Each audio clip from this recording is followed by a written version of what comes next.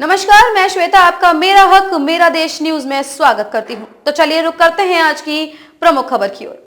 NEET 2024 में बड़ा बदलाव, एनटीए ने पीछे खींचे कदम, अब ऐसे मिलेगी नीट में रैंक।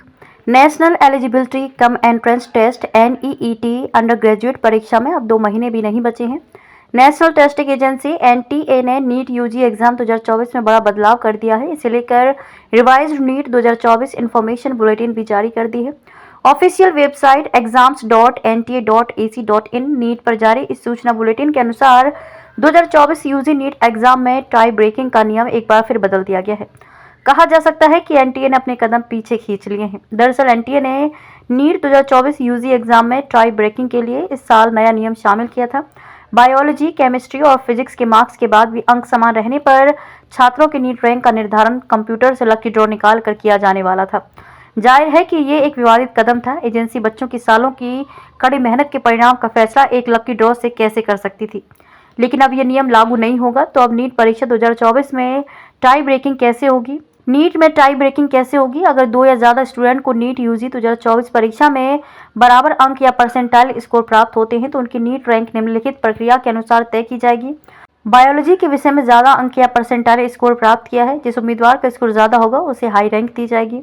केमिस्ट्री के नंबर, अगर बायोलॉजी में भी मार्क्स बराबर हैं तो फिर केमिस्ट्री के पेपर में परफॉर्मेंस को देखा जाएगा। जिसने केमिस्ट्री में ज़्यादा अंक प्राप्त किए होंगे उसे बेहतर रैंक दी जाएगी। फिजिक्स के नंबर, अगर केमिस्ट्री में भी अंक समान है तो फिजिक्स के अंकों को आधार बनाया जाएगा।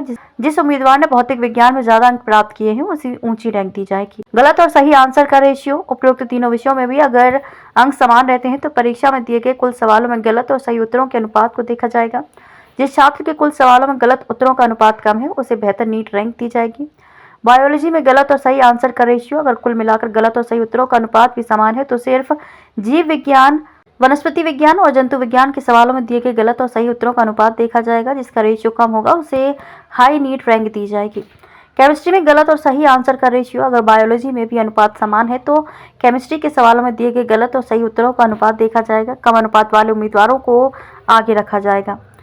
फिजिक्स में गलत और सही उत्तरों का अनुपात, अंतर में अगर केमिस्ट्री में भी अनुपात समान है तो फिजिक्स के पेपर में दिए गए गलत और सही उत्तरों का अनुपात लागू किया जाएगा। कम अनुपात वाला उम्मीदवार नीट रैंकिंग में आगे होगा। खबरों में अब तक के लिए बस इतना ही। फिर होगी आपसे मुलाकात ऐसी ही किसी बड़ी खबर के साथ। तब तक के लिए नमस्कार और देखते रहिए मेरा हक मेरा देश न्यूज।